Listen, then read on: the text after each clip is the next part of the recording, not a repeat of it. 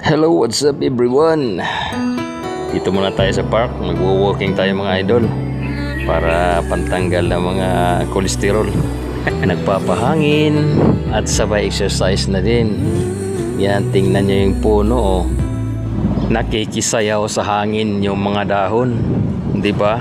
Napaka-fresh tingnan. Agaw pansin din ang mga dahon na ito habang nakikisayaw sila sa hangin mga idol. Tsaka nakakatuwa naman talaga panoorin. Taglagas na naman mga idol.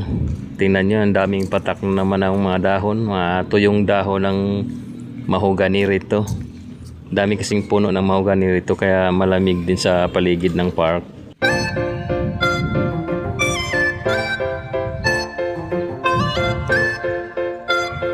Ayan, tingnan nyo mga idol. Halos makover na ng mga tuyong dahon ng paligid.